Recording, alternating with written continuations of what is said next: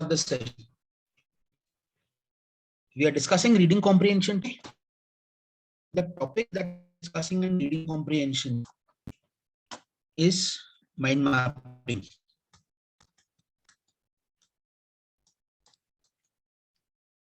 Right? This is the topic that we are discussing in today's class. This topic that we are discussing is closely related to the concept of active reading.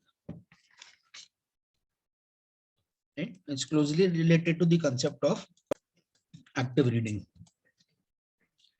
So these are two concepts that we're trying to understand in today's class.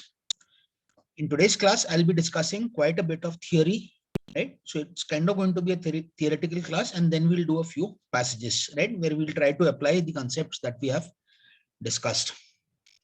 Now,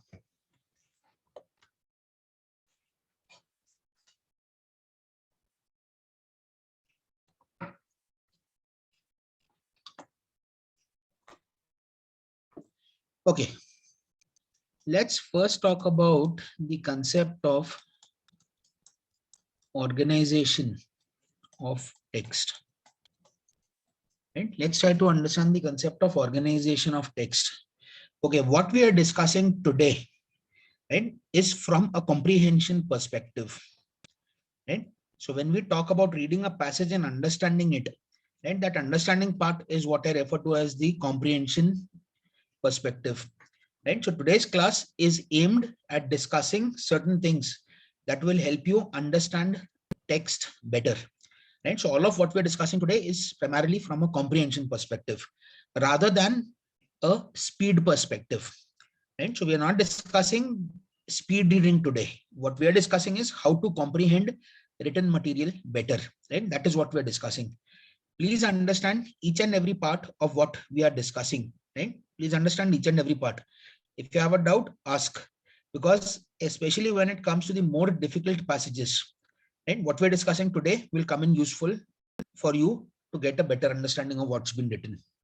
So from that perspective, let's talk about organization of text.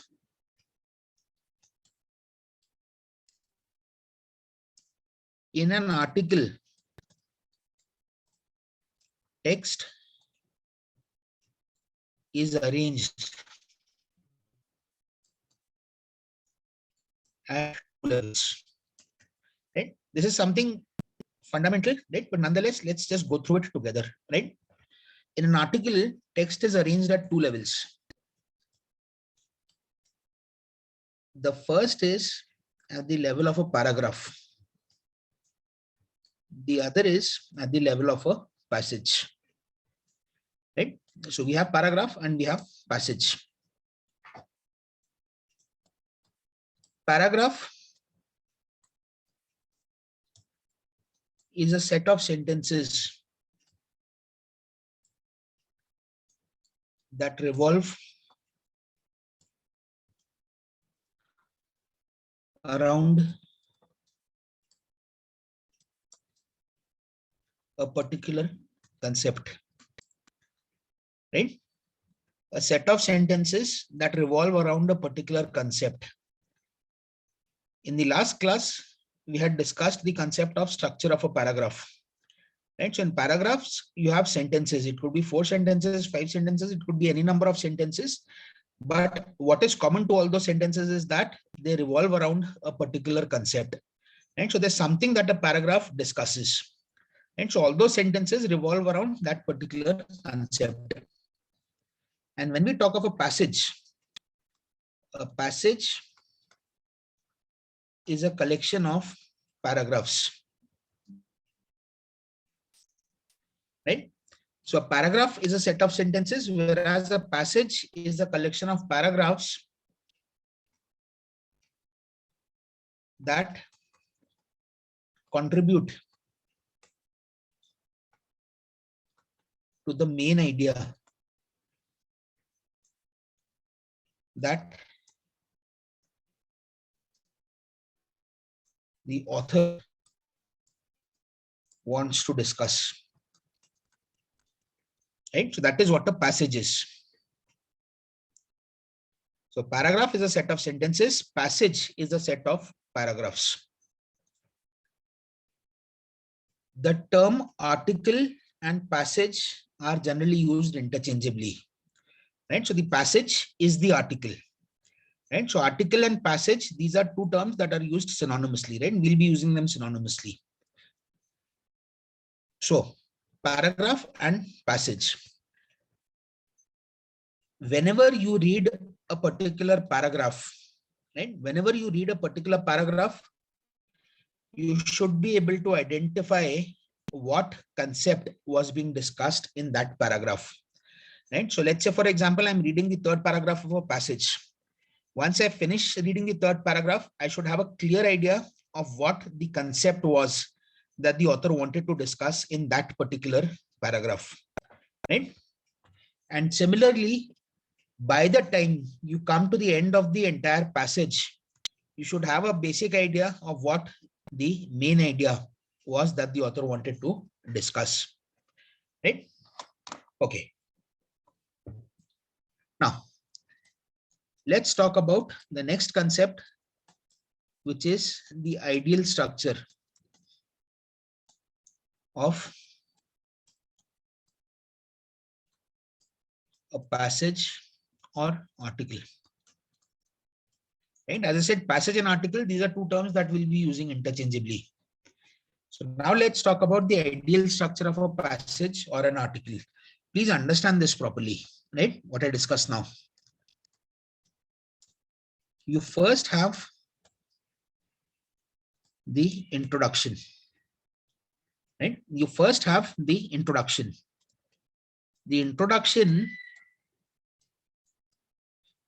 introduces the main idea of the passage, right? Introduction, more often than not, it introduces the main idea of the passage, right? The main idea is why the author has written the passage, and that is the concept of main idea. If you recall, in one of our earlier RC classes where we were discussing types of questions, one of the question types that we had discussed was main idea questions, right? So the main idea is the basic intent of the author behind writing the passage, right? The main reason why the author has written the passage. So whatever it is that he wants to discuss in the passage, the introduction, that is the introductory paragraph, the first paragraph, that generally introduces that concept, right? After which we have the body paragraphs, right? After which we have the body paragraphs. The body paragraphs could be 1, 2, 3, 4, 5, depending upon the length of the passage, right? What the body paragraphs do is these explain, elaborate, justify, or support the main idea, right? That is what the body paragraphs do. They explain, elaborate, justify, support the main idea. And just make a note of this. I'll discuss examples, right? I'll discuss examples. What I wrote on the previous page, right? What I wrote on the page when I checked out around a particular concept, right? This was from the perspective of body paragraphs, right? So what I discussed about paragraph on this particular slide, and the earlier one was from the perspective of body paragraphs. So the body paragraphs will explain, elaborate, justify, or support the main idea. Make a note that it is important to understand the concept being discussed in each body paragraph, right? it's important to understand the concept that is being discussed in each body paragraph.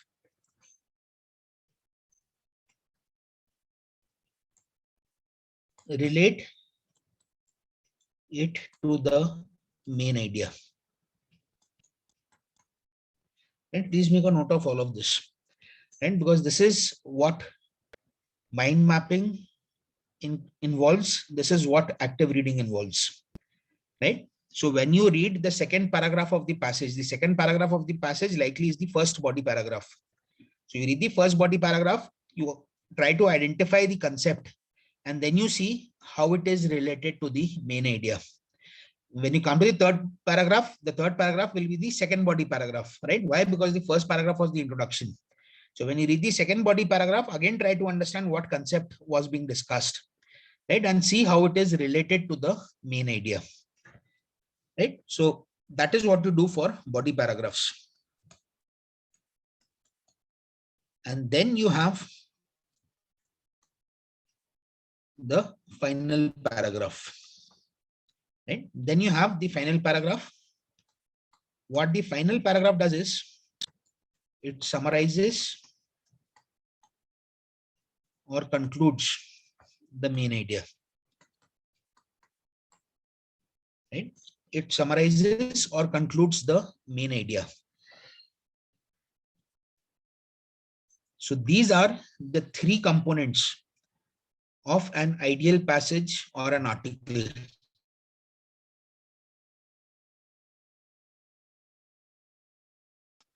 Which closes the topic, right? So when I say closes the topic, it kind of summarizes or concludes the main idea that was discussed in the passage, right? If any of you has a doubt till here, please ask, right? Okay. What I mentioned was that this is the structure of an ideal passage or article, right? Or it's the ideal structure of a passage or article. Please note, I have used the term ideal over here. Why I'm using the term ideal over here is because ideally, this is what the construction of a passage should be. And there should be an introduction, then there should be body paragraphs which elaborate the idea, and then there should be a final paragraph. However, different authors can have different styles of, different styles of writing. So chances are, right? Chances are that when you read a passage, it might have an introduction, it might have a few body paragraphs, but there might not be a final paragraph, right? This could also happen because of another reason, right? Why this could also happen is because the passage that you have been given, right? Let's say, for example, the passage that you have been given has 450 words, right? I'm just taking a hypothetical example, right? Let's say that the passage that you have been given has 450 words. Now, this passage would have been taken from some source, right? It is not necessary that the original source also had only 450 words, right? That is not necessary. So chances are that these 450 words that have been given to you are a part of a much larger original passage, right? So if only a part of a larger original passage has been taken, some part is missing, right? And that part that is missing could be any part, right? It could be maybe the introduction that's missing. It could be one of the body paragraphs that is missing, or it could be the final paragraph that's missing. So what I'm trying to say over here is, in the exam, the passage that you have may or may not have all these three components in the right measure. A lot of times what has been seen is the passage that you have, it does not have a final paragraph. So the last paragraph of the passage is not the closing paragraph. It is just one of the body paragraphs. A lot of times, right? That happens a lot of times. There could even be a rare scenario where the first paragraph of the passage is not the introduction, right? It's a rare scenario, but that could happen, right? So maybe what they have done is they have taken the last few paragraphs from the original source and given it to you in the question, right? The reading comprehension passage question. But what I have discussed here is the ideal structure of a passage or an article. The purpose behind discussing this concept in detail is that when you read, right? When you read, once you have finished reading the passage, ideally, you should be able to identify whether the passage had an introduction, what the paragraphs were, and whether the last paragraph of the passage was that the final paragraph or not. And because, as I said, a lot of times the last paragraph is just one of the body paragraphs, and it is not a paragraph that summarizes or concludes the main idea. So this is the ideal structure of a passage or an article. Now, let's take an example. Right? What I've discussed over here, the concept of ideal structure of a passage or an article. Let's take an example over here.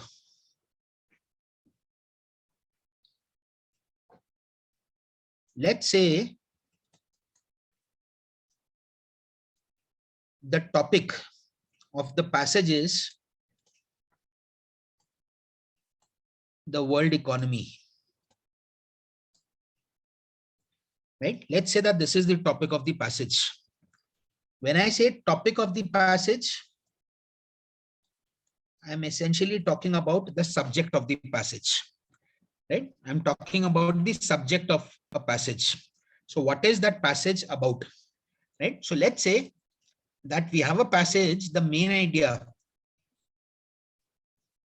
of which is the world economy. Let's see a way in which this passage could be composed. Right? I'm just taking one of the possibilities. Right? Different people would want to frame an essay or an article in different manners. Right? I'll just consider one of those cases. Right? So let's say that you have a passage where the main idea is a discussion of the world economy. So now, from the perspective of the discussion that we had about the ideal structure, right? Let's see how it could turn out. Right? So the first paragraph, right? If I talk about the ideal structure, right? The first paragraph, it introduces the main idea. Right? It introduces the main idea. Now, there are various ways in which the main idea could be introduced. And there are different styles in which the main idea could be introduced. And we'll discuss it in one of our sessions. If we have time today, we'll discuss it today. Otherwise, we'll discuss it in one of our later sessions. Right? So there are different ways of introducing the main idea. Right? It can be done by clarification, summary, anecdote, etc. Right? But the first paragraph in an ideal structure introduces the main idea. Second paragraph, right?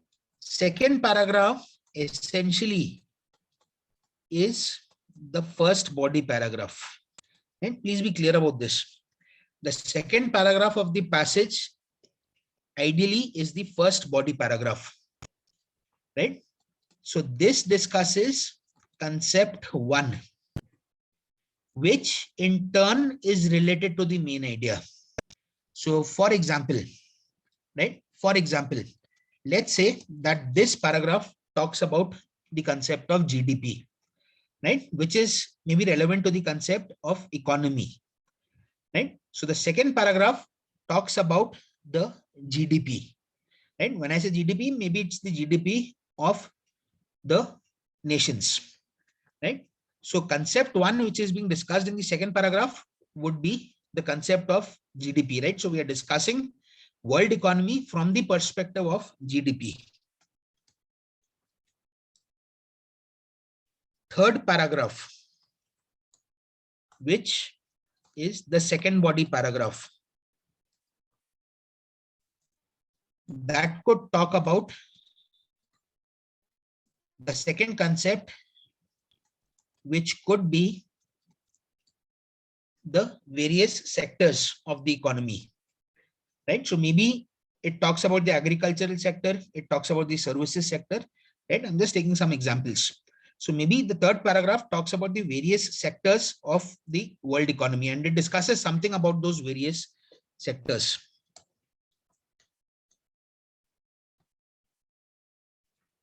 Fourth paragraph, which is the third body paragraph. This discusses maybe a different concept, right? Something that we call concept 3. So maybe this discusses, or let's say This compares the world economy pre and post COVID. Right? Maybe that is what the third body paragraph does. It compares the world economy pre and post COVID.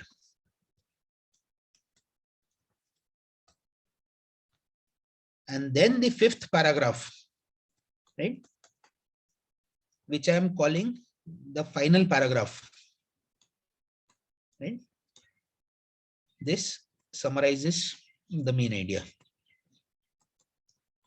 Right? This summarizes the main idea.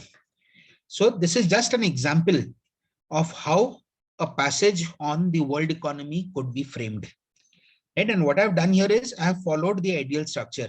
So I have a proper introduction, then I have body paragraphs, each of which talk about a particular concept, and then I have a final paragraph, right, which summarizes the main idea, right? So it properly closes the main idea. So this is just an illustration of what I discussed on the previous slide under the topic ideal structure of a passage or an article.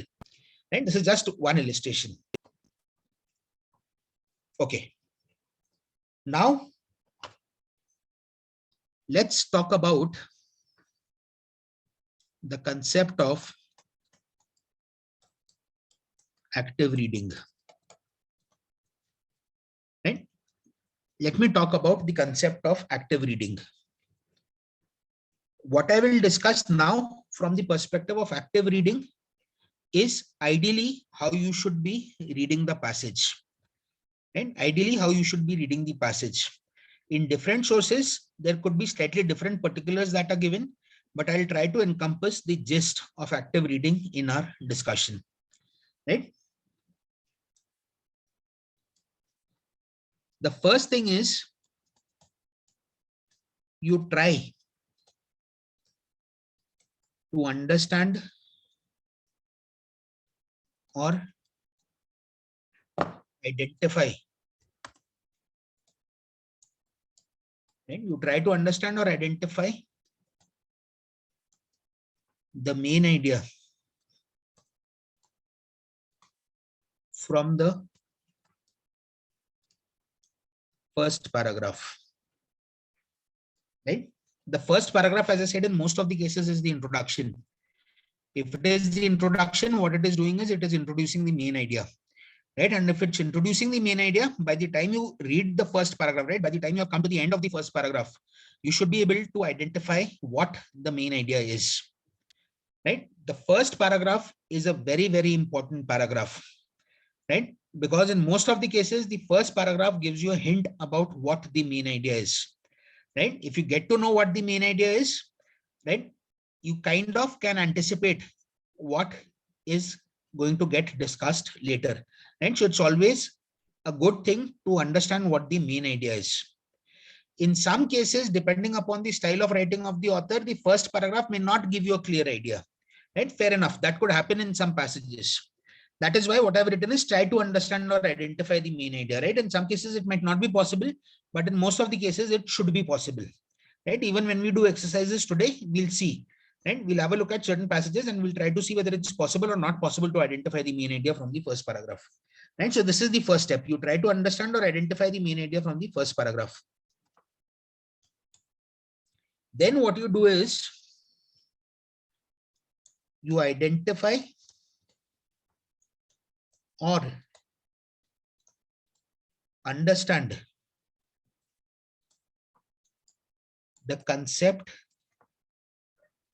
of each body paragraph. Right? Second paragraph onwards, your body paragraphs start. Right? I'm sorry, that is the body paragraphs of the passage start. Right? So you try to understand the concept of each body paragraph. Now, to understand the concept of each body paragraph, there are certain things that you will need to do. Right? The first is differentiate between the concept and the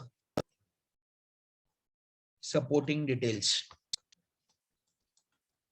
Right? In a paragraph, if you have 7 sentences, let's say, or you have 6 sentences, then maybe 1 or 2 sentences mention the concept. The other sentences discuss the supporting details. Right? So you try to differentiate the concept and the supporting details. Right? So you try to isolate the concept. Right? You try to isolate the concept.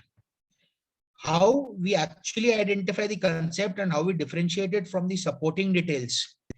This is something that we will discuss in our paragraph based sessions, right? One of which we had in the last class, right? So in the last class, we had one session on parajumbles, right? We had one session on parajumbles. We'll have another session on parajumbles, and we'll have more sessions on paragraphs, right? Where we will discuss comprehension, etc., etc. Right. So during the course of those sessions that we have on paragraphs, right, please do not miss those sessions, right? The verbal logic sessions that we have. And please do not miss those sessions, because it is in those sessions that we will get into the nitty-gritties of how to differentiate the concept from the supporting details. Right. So this is something that we'll do across the course of our sessions when we discuss or get into more details of the concept of paragraphs. Right. So we need to differentiate between what the concept is and what the supporting details are. When we do passages today, right, we'll actually do this, right? We'll try to differentiate the concept of the paragraph from the supporting details. Then what you do is check if there are multiple passages, right? Please understand this. Check if there are multiple passages that discuss a particular broad concept. And just make a note of this. I'll explain what I mean. Right? We'll even see passages when we practice. Check if there are multiple. Okay, my mistake. Please change this. This is not passages. This is paragraphs. Right? Please make a change here. Not passages, paragraphs. Check if there are multiple paragraphs that discuss a particular broad concept.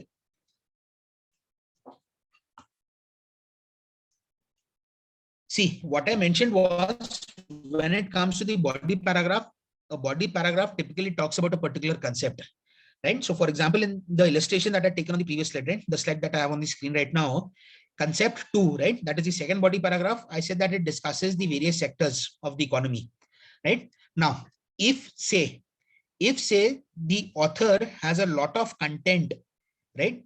If the author has a lot of content, a lot of textual content that he wants to discuss from the perspective of various sectors, right? So let's say, for example, he has 14 sentences or 15 sentences. So sometimes what the author does is, instead of having those 14 or 15 sentences in one very long paragraph, he splits it into 2 paragraphs, right? In which case, what might happen is that not only the second paragraph sectors, but even the third paragraph discusses various sectors. Right? So 1 or 2 sectors might be discussed in the second body paragraph. Another 2 or 3 sectors could be discussed in the third body paragraph.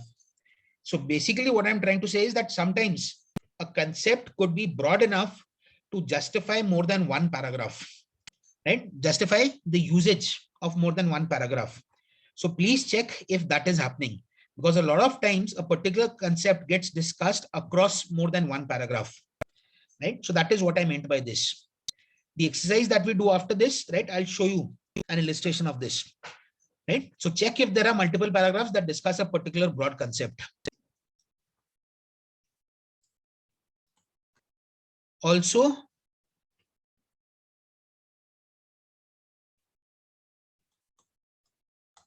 try to identify whether a particular paragraph discusses a concept that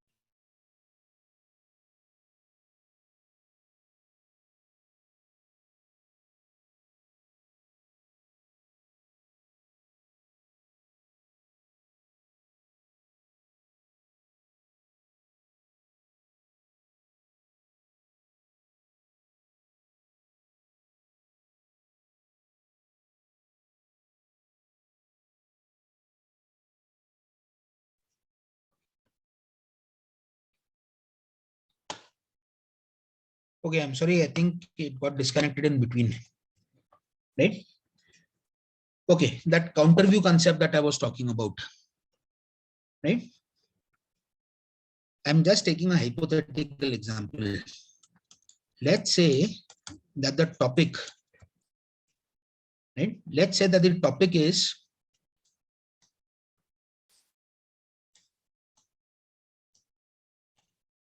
the world economy is doing well. Or let me take another example. Right? Let's say the topic is 24/7 news channels are a boon. Right? Let's say the topic is 24/7 news channels are a boon. Right? So when I say they are a boon, what I'm saying is they're good. Right? They benefit people. Right? That is, it's a good thing. So in this case, what is happening is the topic is such, right? Or the main idea is such that there is a particular view of the author that is being put across. So what is the view of the author? The view is that 24/7 news channels are good, right? That is the view of the author. So first paragraph, introduction. Second paragraph, concept one. Third paragraph, concept two. Fourth paragraph, concept three. These three concepts,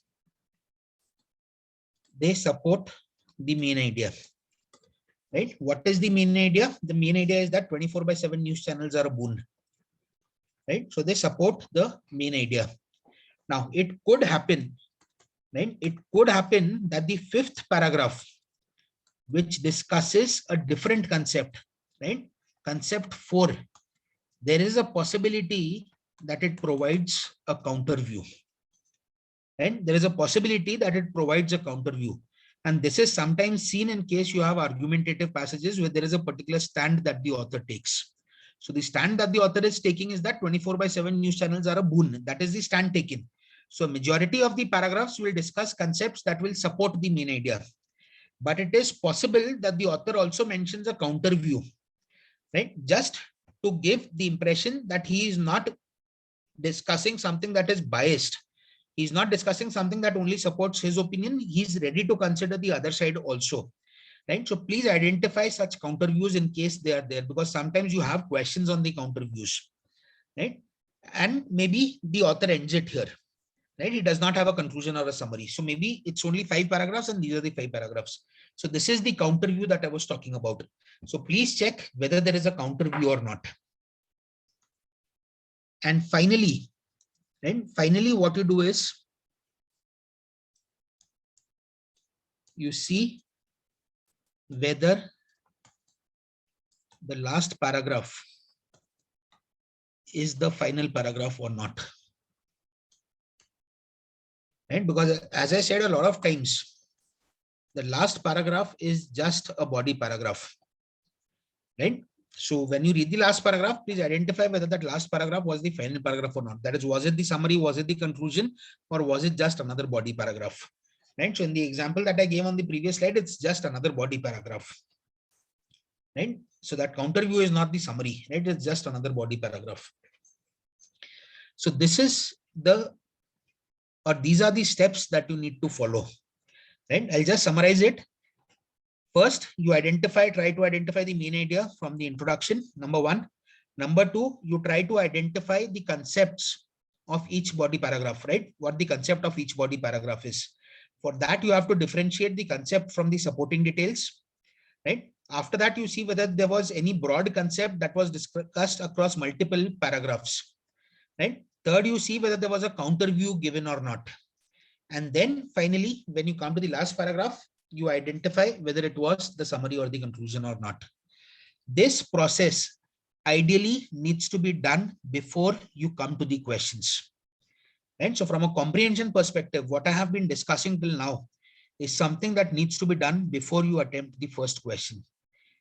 If you are able to do this, right, if you're able to do each and every step of this properly, in that case, comprehension would be very good. Right? And if the comprehension is good, you'll be able to attempt the questions properly.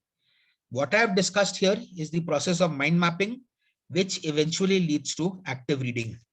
Why it is known as mind mapping is because if you follow this process, right, the process that we have been discussing, if you follow this process, ideally, before you come to the questions, in your mind, you should have a map of the passage. Right? When I say map of the passage, what I mean is something like a flow chart. What the introduction was, what the supporting detail, what the concepts were, etc., how they tied into the introduction, etc., etc.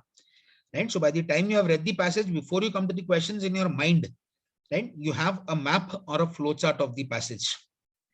Ideally, this is something that should be in your mind.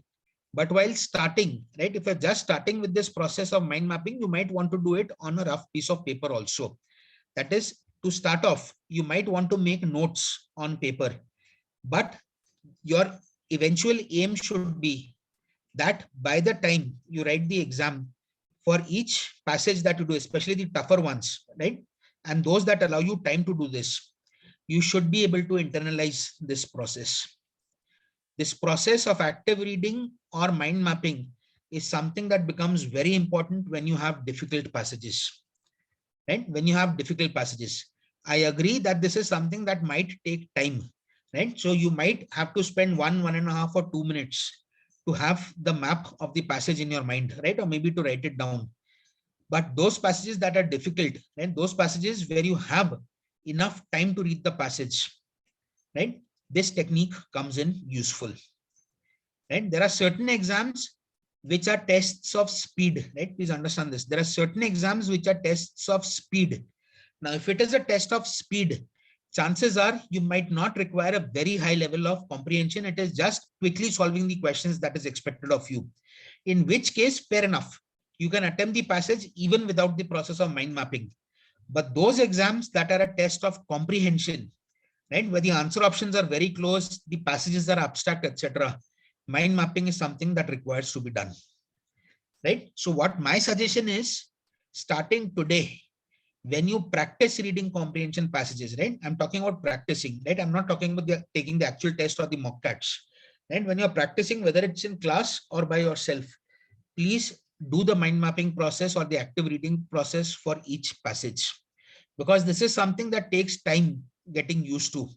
Right? You cannot do this in the last 2 or 3 months. That is, you cannot perfect this technique in the last 2 or 3 months. You'll need to start from now. Okay, what we'll do is, now let's solve passages, right, where we try to incorporate the mind mapping technique, right, or the technique of active reading. Just give me a minute. I'll send across the sheet on the WhatsApp group, right? Just give me a minute, please.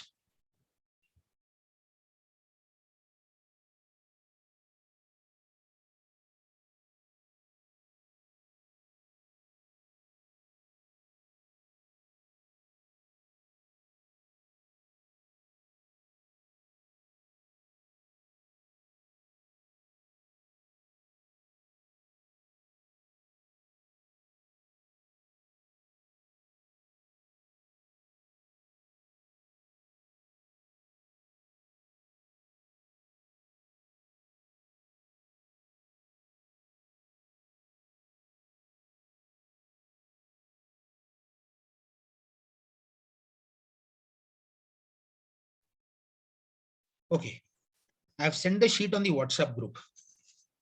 Right? I've sent the sheet on the WhatsApp group. I'll open it on the screen also over here.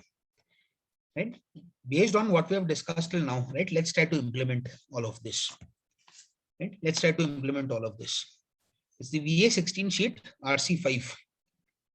Right? This is RC5. I'll go past the test drive. The concept of mind mapping, right? This is what we have discussed. And we have discussed mind mapping. Okay. This is passage 1. Right? This is passage 1. It says, read the following passage and create a mind map. And that is what this says. Right? Read the following passage, create a mind map. Now, this passage has 3 paragraphs. Okay, I'm sorry. I think my voice was breaking. I'll just switch off the video for some time, right? Till the bandwidth is okay. Right? I'll just switch off my video for a while. Right? Okay, as I said, we have passage 1. We need to read the passage and create a mind map. This passage has 3 paragraphs. Right? We have the first paragraph here. This is the second paragraph. And then we have the third paragraph. Right? So the first paragraph is on this slide. The second paragraph, part of it is on this slide and a part of it is on the next slide. Right? And the third paragraph similarly is getting continued on the third slide. So by the time you come to the end of the passage, right, from the perspective of mind mapping, right, from the perspective of mind mapping, there are a few things that you need to do. First is you should have a clear idea of what the topic was, right? So you should be able to identify the main idea properly. Main idea, I repeat, is something that relates to the entire passage. More often than not, it gets introduced in the first paragraph, right? And it is the basic intent of the author behind writing the passage, right? So why has the author written the passage? What does he want to tell us? That is the main idea. Sub idea 1, 2, and 3, right? Sub idea 1, 2, and 3. The term that we have been using for sub idea till now is concept, right? We can call it the sub idea also, right? So concept 1, 2, and 3, right? Identify those, right? Identify those, right? Concept 1, 2, and 3, right? In this particular passage, right? In this particular passage, rather than going by concept 1, 2, or 3, right? Try to get the sub idea from para 1, sub idea 2 from para 2, and sub idea 3 from para 3. Then what you do is you try to identify whether this passage had a conclusion or not, right? So yes or no. And finally, whether the tone was positive, negative, or neutral, right? And then summarize the passage, right? Then summarize the passage. So this is what we are doing in this particular passage, right? So this is how we go about the process of mind mapping as per what has been asked in this particular passage, right? So get the sub idea 1 from para 1, right? If I'm going by para 1, more likely I'll get the introduction also over here of the main idea, right? So I should be able to get an idea of what the main idea is from para 1. From para 2, the sub idea. From para 3, the sub idea, right? Take your time, right? Take your time. There's no hurry. Take 8 minutes, take 10 minutes, take 12 minutes if you want, right? But please make an entire map of the passage as per what is written over here, right? You can start, right? All of you can start. Please take this exercise seriously because this is the main process for comprehension. That when we talk of comprehension, this is how comprehension comes about, right? So take your time, but create a mind map of the entire passage, right? We'll discuss it after some time. That is once you are done, right? Please start. You can start.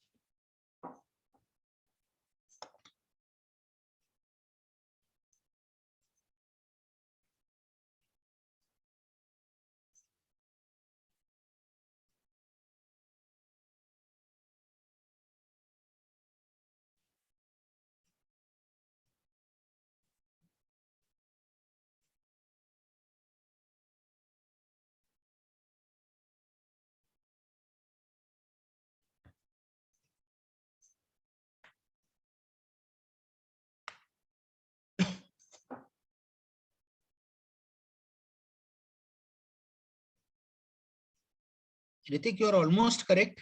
There's some part that's missing. You're almost correct.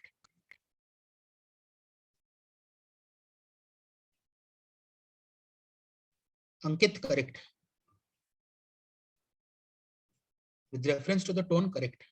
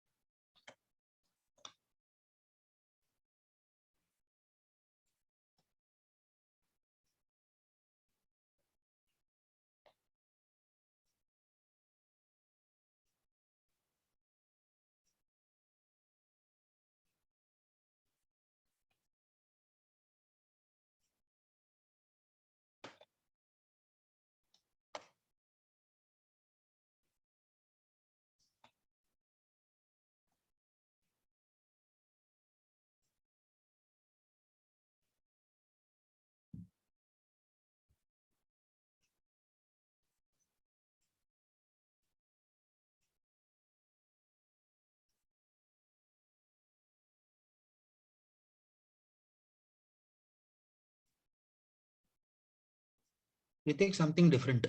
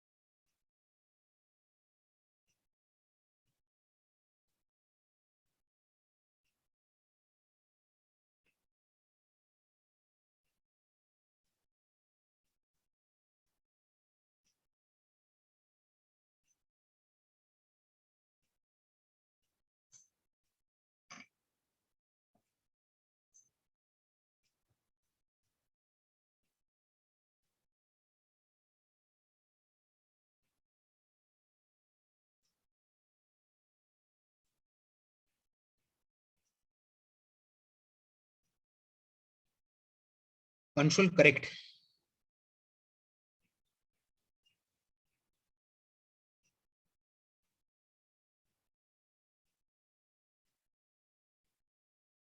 Anshul, you are correct about the conclusion. You are correct about the tone. Your main idea is 90% correct.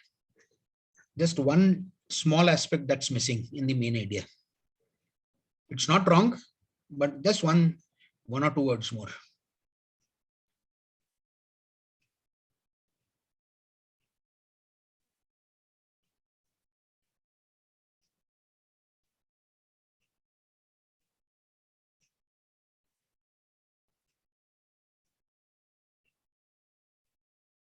Ritik, mention it with the number of the paragraph. First para, second para, third para.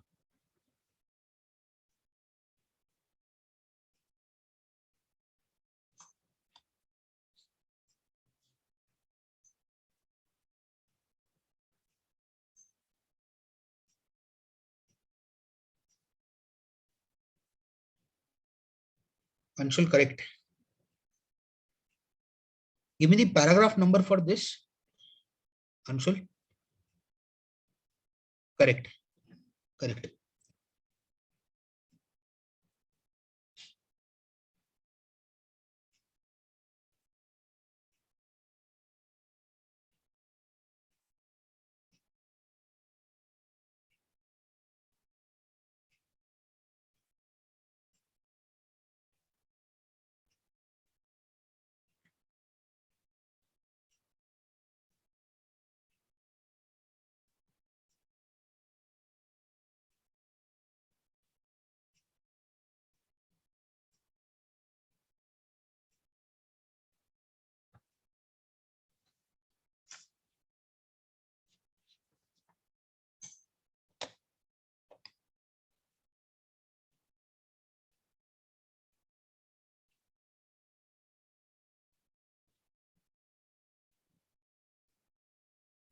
Ankit, different answer.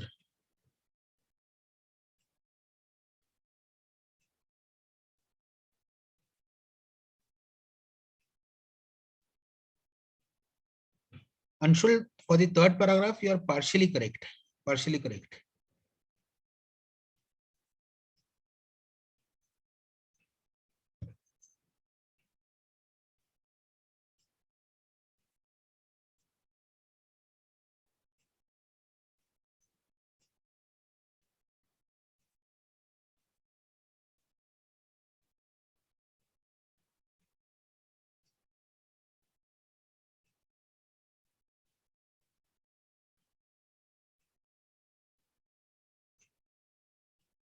Tanya, conceptually, your main idea is correct.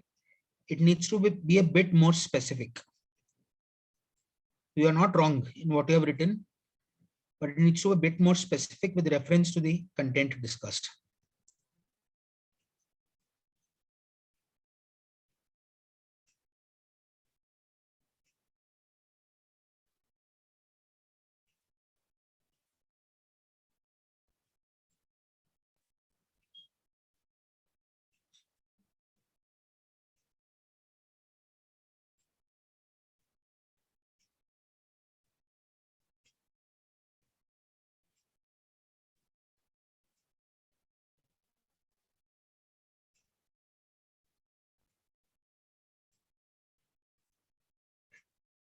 Ritik, something different, something that ties back to the main idea.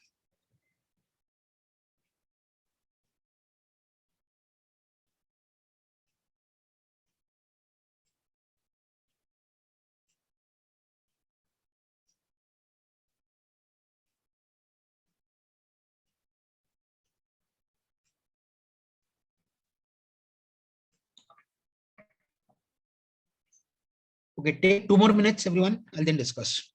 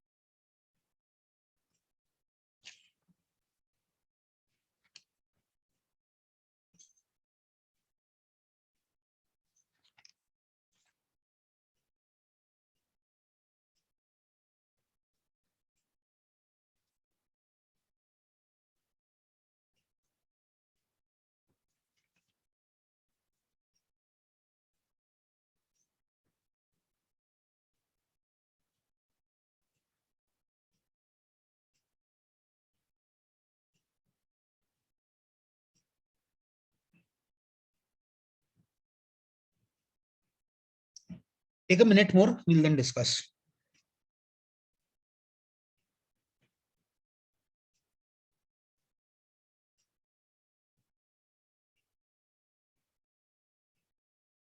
Ritik, correct. About the conclusion and tone, correct. Ritik.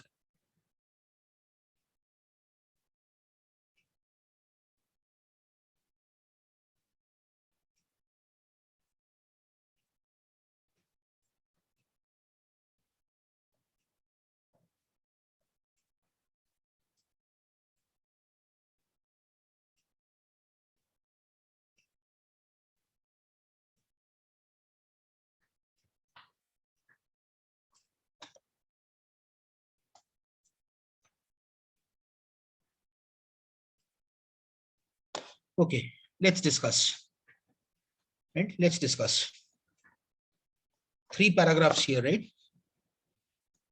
First, let's address the first question, right? Main idea, right? Main idea. When I identify the main idea, what I get is analysis of Dora's hysteria by Freud. For me, this is the main idea. Right? For me, this is the main idea. Analysis of Dora's hysteria by Freud. There are 3 aspects to the main idea which need to be present in your answer. Right? The wordings could be different, right? But there are 3 concepts, there are 3 aspects that need to get reflected in the main idea. First of all, that there is an analysis being done. Right? There is an analysis being done. Where do I get this from? In the first paragraph, it says, asserts that the analysis of an ordinary case of hysteria will be useful. Right? Analysis will be useful. Right? So the term analysis is used. And if you have a look at the second and the third paragraphs, there is an analysis that has been discussed. Right? So when I talk about the main idea, right? So if I have to answer the question, what is the main idea? When I have to select an answer option, I will look for an option that mentions the term analysis, right? Because the term's there in the first paragraph, and that is what has been done in the second and the third paragraphs. Then it says analysis of an ordinary case. Which ordinary case are we talking about? Dora's case.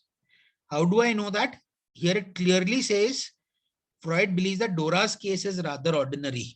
Right? So they are analyzing this ordinary case. So it is Dora's hysteria that is being analyzed. Right? So this is the second major aspect that needs to get reflected in the main idea. And the third aspect is Freud. Right? The third aspect is Freud. Because in this passage, everything is from the perspective of Freud. Right? It is Freud that she has come to. It is Freud who is doing the analysis.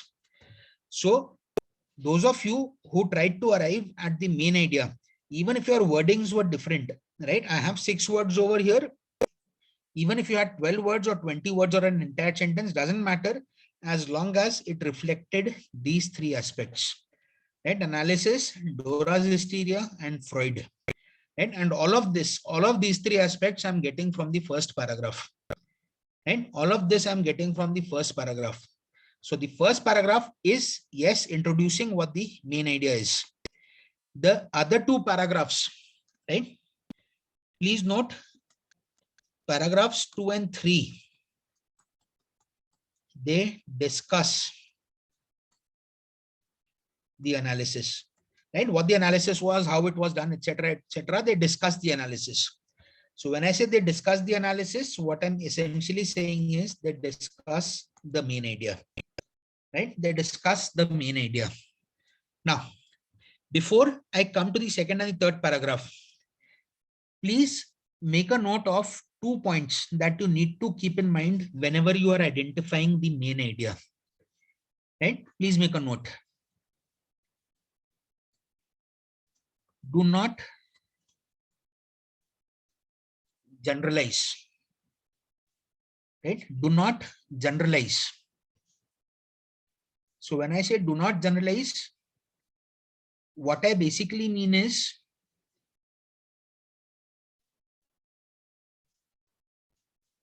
address the topic discussed. Right? So here the topic discussed is that it's an analysis. It is Dora's hysteria and Freud is doing the analysis. Right? So do not overgeneralize, be to the point, mention things that have been discussed in the passage. The second thing that you need to keep in mind about the main idea is that it should be relevant to the entire passage. Right? It should be relevant to the entire passage. In some odd cases, a majority of the passage, but generally it should be relevant to the entire passage. So when I say analysis of Dora's hysteria by Freud, The entire passage is discussing this. Right? Apart from this, apart from analysis of Dora's hysteria by Freud, there is nothing new that the passage discusses. Right? So everything revolves around this concept, analysis of Dora's hysteria by Freud. Right? So do not generalize. What I mean by do not generalize is, if I have an option that says analysis of hysteria, right? This is what I mean by a generalization. Right? So if I have an option that is the analysis of hysteria, right, then this is not acceptable. Right? Because we are talking about a particular case of hysteria. Whose hysteria? Dora's hysteria. Right? So this is what I mean by a general option. Right? This is what I mean by general option. So do not generalize. And the second aspect, as I mentioned, is it should be relevant to the entire passage. Okay. So this is about the first paragraph, right? So this main idea that I mentioned is from the perspective of the first paragraph. Now, coming to the second paragraph. The second paragraph is essentially about Freud listening to stories about Dora's past and her family situation to get to the cause of her hysterical symptoms. Right? So what I have underlined over here, this is what the second paragraph is about. The first paragraph said that there would be an analysis. What is that analysis, or how is that analysis going ahead? That is what the second paragraph talks about. Right? So what is that analysis about? It's about Dora's past and her family situation. Right? So this is what is being analyzed. Dora's past is being analyzed, her family situation is being analyzed. And why is it being analyzed? Because Freud wants to get to the cause of her hysterical symptoms. Right? So this is what the second paragraph is about. Now, please understand my next point very carefully. Where it says that Dora's past and her family situation is going to get analyzed, just ask yourself, is her past and family situation getting analyzed only in the second paragraph, or is it getting discussed in the third paragraph also? Just tell me this. I'll repeat my question. Dora's past and her family situation that are getting analyzed, is that discussed, her past and family situation, only in the second paragraph or in the third paragraph also? Ritik, correct. Ankit, correct. Please note, it is getting discussed in both the paragraphs. The second as well as the third paragraph, right? Both of them are discussing her past and family situation. So what I mean to say is that this underlined portion, right? What I have underlined, this is applicable not only to the second paragraph, it's applicable to the third paragraph also. In fact, if you notice, right? The second paragraph, right? The second paragraph talks about one incident. Right? The second paragraph talks about one specific incident. Right? What is that one specific incident? Where it says that Dora alleged that Herke made an improper proposal to her on one of their walks. Right? That is one specific incident that has been mentioned in the second paragraph. So when we talk about her past, we are talking about one specific incident that is there in the second paragraph. Have a look at how the third paragraph begins. It says Freud believes that this experience, which experience? This one incident that was discussed in the earlier paragraph, right, was sufficiently traumatic to have influenced the hysteria, but not to explain it completely. So the one incident that was there in the second paragraph is not enough to explain it completely. And if you notice, the third paragraph talks about a second incident as well. And what is the second incident? Where it says Dora tells Freud of an earlier episode with Herke, and then that earlier episode is also discussed. Right? So you should be clear about the fact that the first incident was not sufficient for Freud, right, to explain the hysteria completely. That is why the third paragraph discusses a second incident. So if I talk about the concept of the third paragraph, the concept of the third paragraph is that second incident, right, where it talks about earlier episode. What was the idea or the concept behind the second paragraph? It was that first incident. right? When it talked about what happened on one of their walks. But essentially, paras 2 and 3 are both talking about her past and family situation. This is what I meant when I was discussing the concept, when I said that a broad concept gets discussed across multiple paragraphs.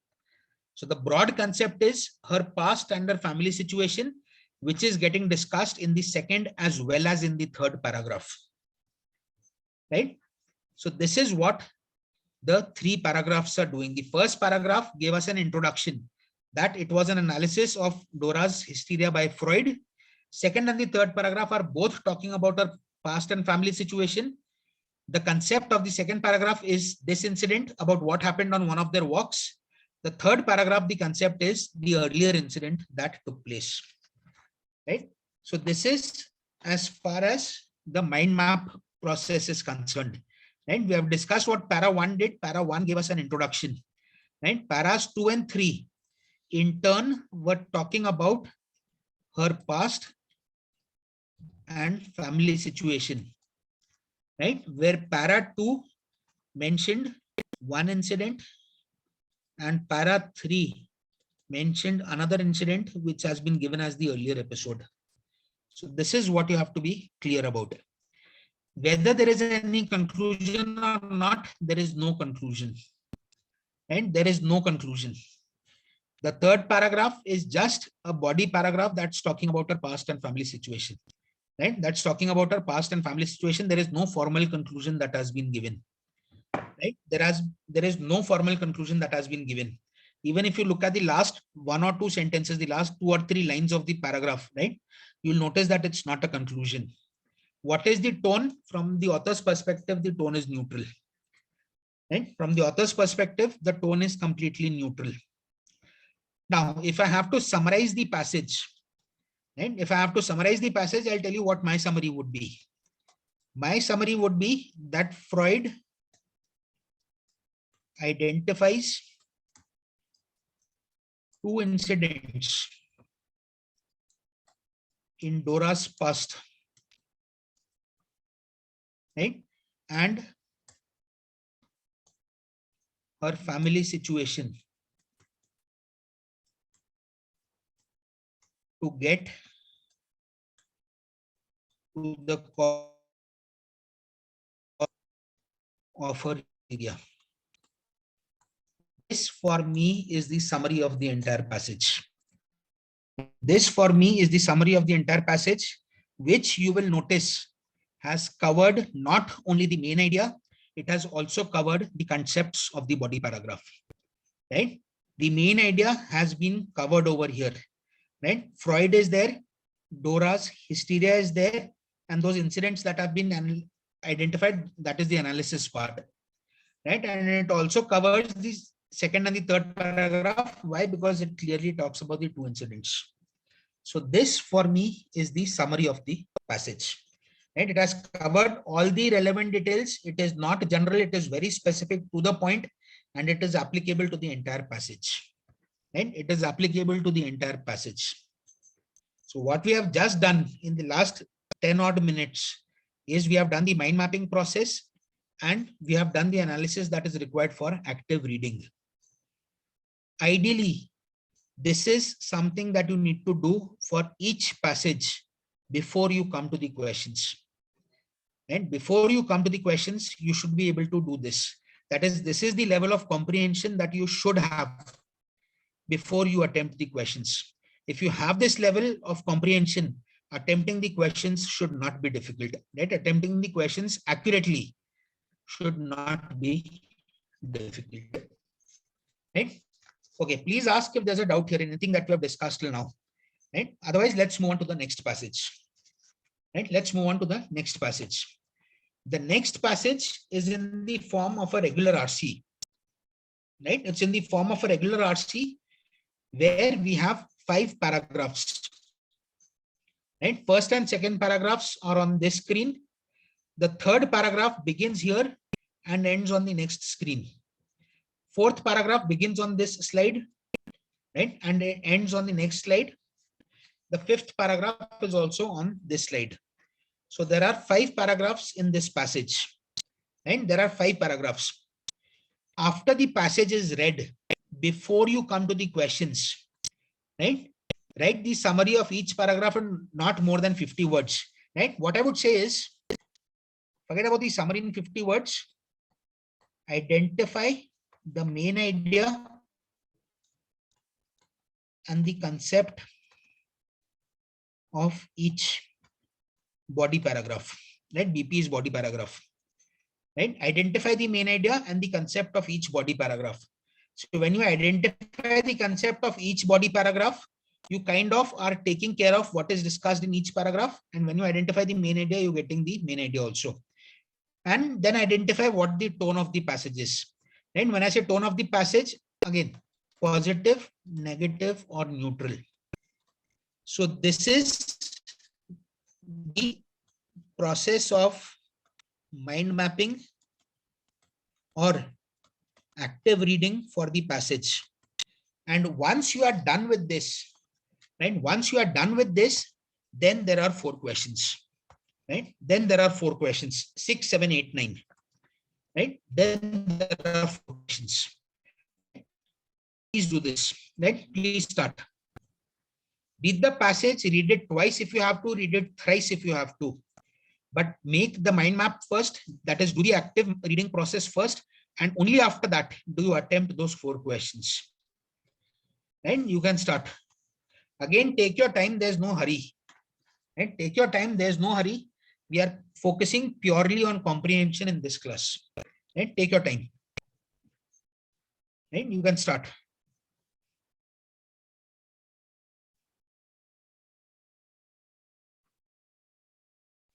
But please do the questions only after you have done the mind mapping. That is, once you have done the active reading process. And where you know what each paragraph was about.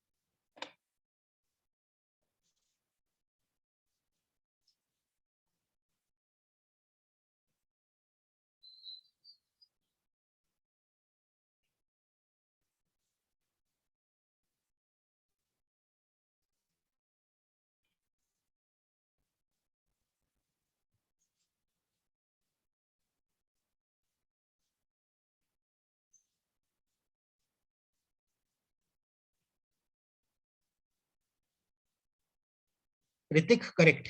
What you have written, correct. Ritik.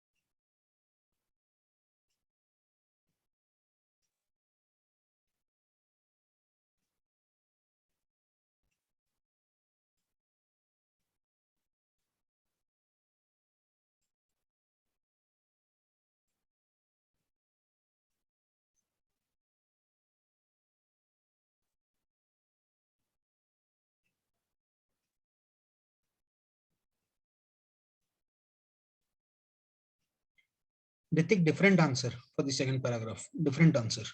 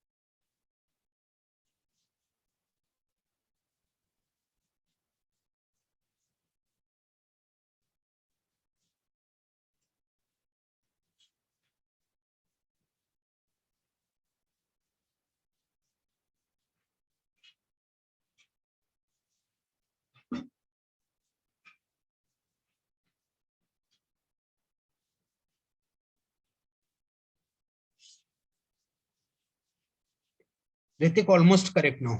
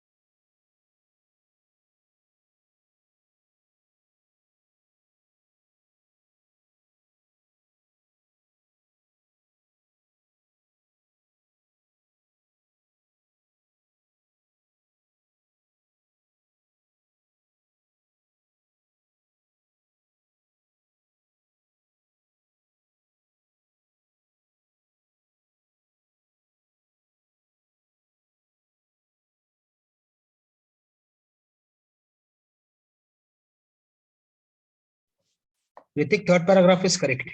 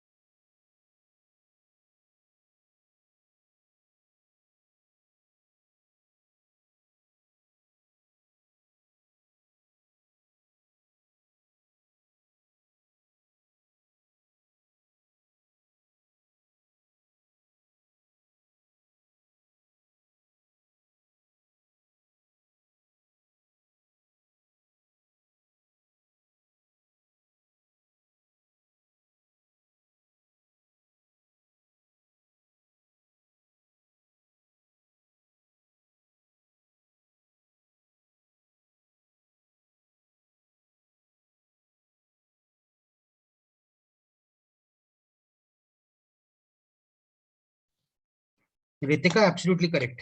That is the main idea. Correct.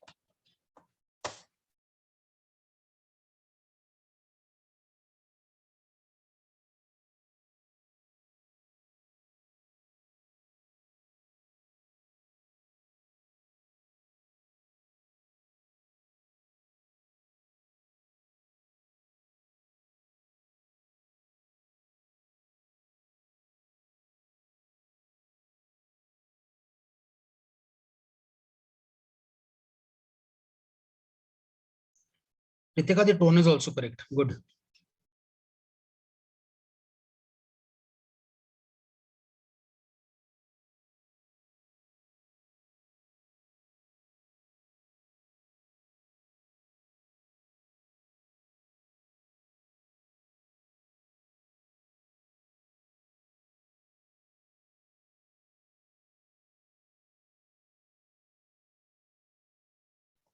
Tanya, correct.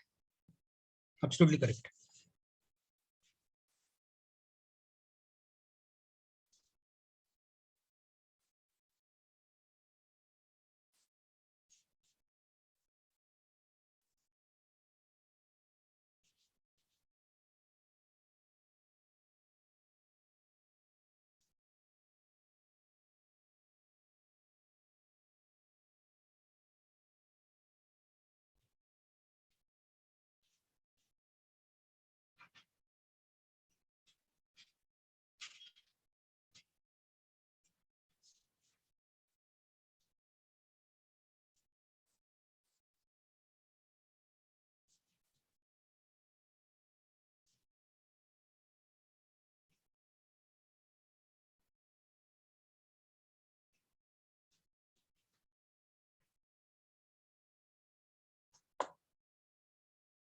Okay.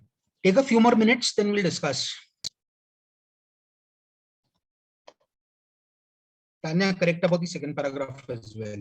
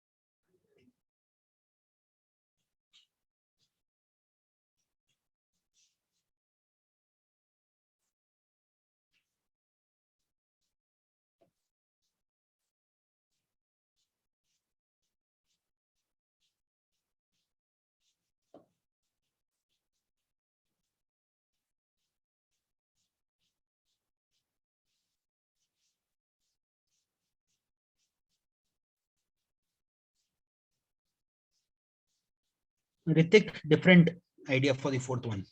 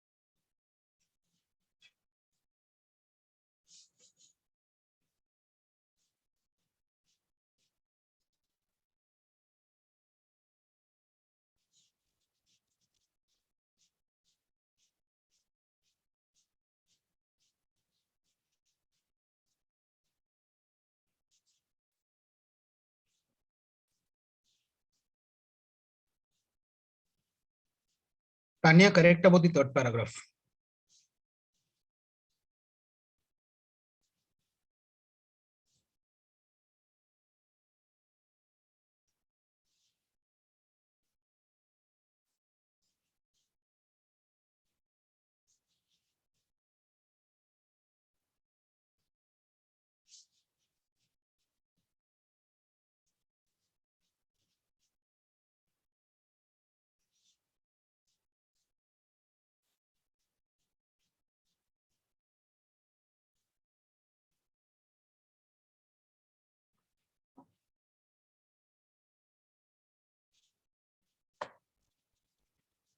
Ritik, correct. Sixth question.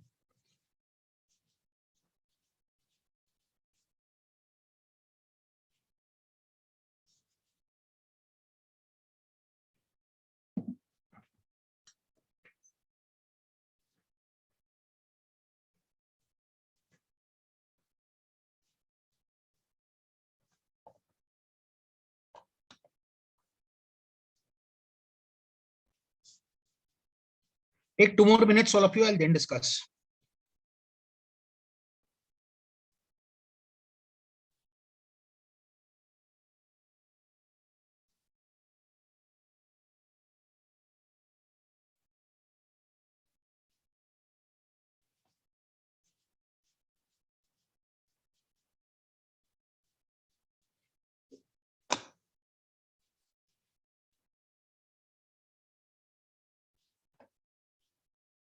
Ritika, sixth is the different answer. Seventh is correct. Ritika. Ritik, seventh is a different answer. Ritik.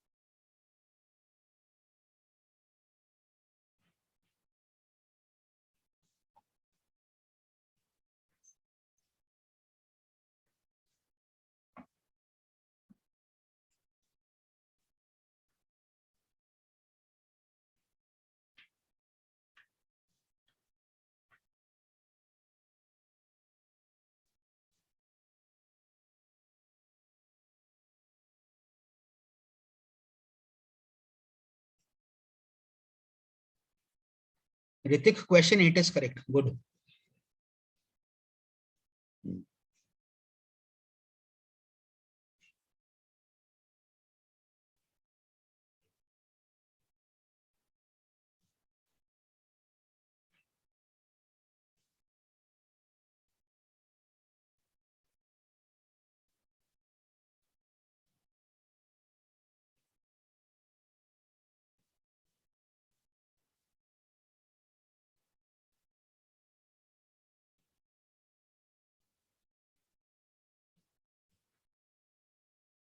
Tanya, the seventh one is correct. The ninth one is correct.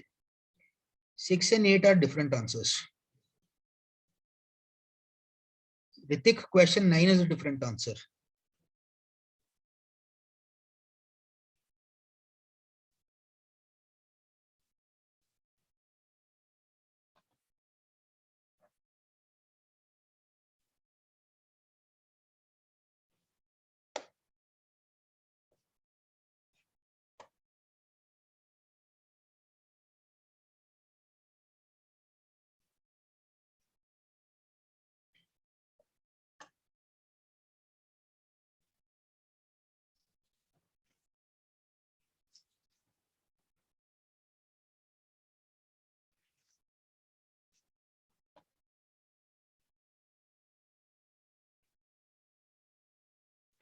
Okay, let's discuss.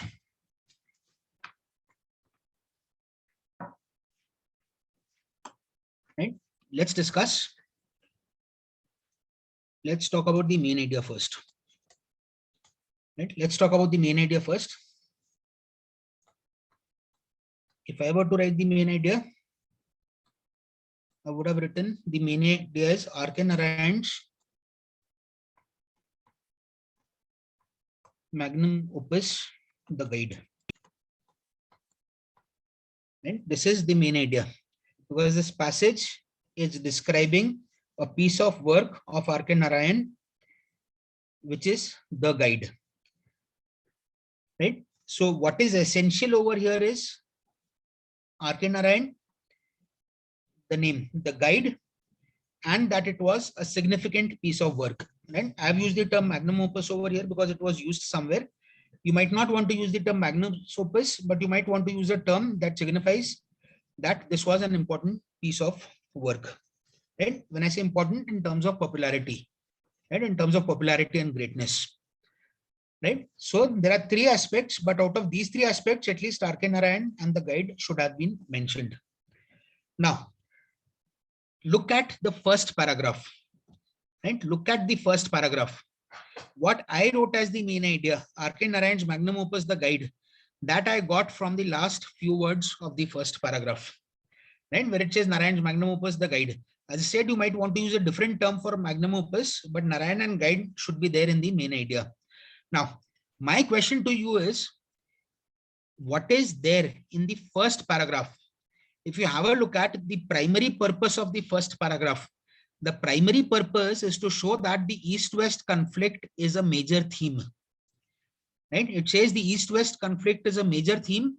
Then it clearly says this paper is an attempt to delineate the conflict between tradition and modernity, one of the aspects of East-West conflict. The first paragraph is focusing a lot on the concept of East-West conflict. Right? It's focusing a lot. Tell me something, any one of you, just type it in the chat box. Does the passage that has been given, that is the content that follows the first paragraph, does it discuss the East-West conflict? Yes or no? Yes or no? The passage, these 5 paragraphs, do they discuss the East-West conflict? Yes or no? Ritika, correct.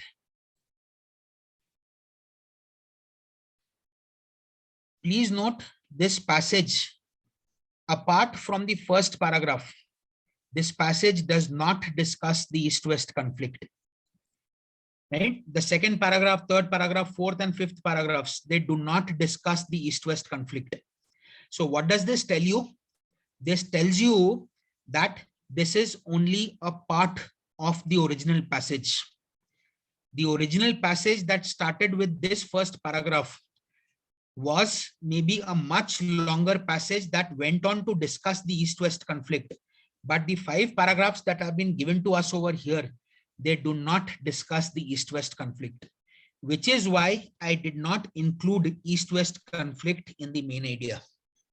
Right? Please understand this.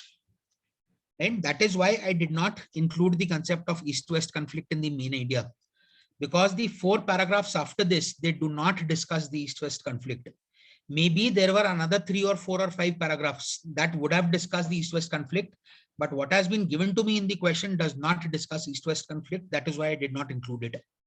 Otherwise, East-West conflict should also have featured in the main idea. Otherwise, had it been discussed. Right? But because it's not discussed, I did not take that up. I only considered Narayan's magnum opus, the guide. And that is what I did. So main idea, I got it from the first paragraph. Now, please understand one thing. I think I mentioned this when we were discussing main idea questions earlier as well. Whenever you are identifying the main idea, right, you should get a basic idea from the first paragraph. But if you have a main idea question, please do not mark the answer till you have read the entire passage. Why I'm saying this is because without reading the entire passage, I do not know whether to include East-West conflict in the main idea or not. Right? So I am not including East-West conflict only after reading the entire passage. So what I'm saying is, do not attempt any main idea question till you have read the entire passage. And that is very important. Read the entire passage, only then consolidate the main idea. Right? You get a basic idea from the first paragraph, but consolidate it once you have read the entire passage. Because without reading the entire passage, I do not know whether to include East-West conflict or not. right? I do not know that without reading the entire passage. Okay, so that's about the first paragraph. Second paragraph. The second paragraph is essentially about the popularity and the greatness of the book. Please note that what has been given over here in the bracketed portion, right? What has been given in the first three sentences, these are supporting details to prove the fact that the book was very popular and that it was a great piece of work. Right? So what it's saying is it was published in 1956. It's 61st reprint, right? So it was reprinted so many times, came out in 2006, right? So even after 50 years, the book was still relevant, right? So that shows the popularity and greatness. So the second paragraph is essentially about proving that it was a great and a popular book. So that supports the fact that we are calling it a magnum opus, or it has been called a magnum opus. And that is why I included that aspect in the title itself. Third paragraph, right? Third paragraph, almost all of you got it correct. The third paragraph is essentially about the fact that it's an autobiography of Raju, right? The third paragraph is a basic synopsis of Raju's life story, right? It's a basic synopsis of Raju's life story, right? That is more or less what an autobiography does, right? It starts from the beginning, and towards the end of the third paragraph, you will see that it talks about his death, right? Something related to his death. So the entire third paragraph is about Raju's life story or autobiography. Fourth paragraph, the fourth paragraph, the idea is there in the first sentence itself. The story of the guide develops along a bewildering succession of time shifts, right? So the organization of text, right? The organization of the material in the guide, right? That is along a bewildering succession of time shifts, right? So the concept of time shifts has been discussed over here, and then it talks about episodic structure, etc. So how the piece of work has been organized, that is what has been discussed, right? Even somewhere in between, you see circles freely in time and space, right? Past to the present and back again, right? Seemingly random way, etc. Right? So that is what the fourth paragraph talks about.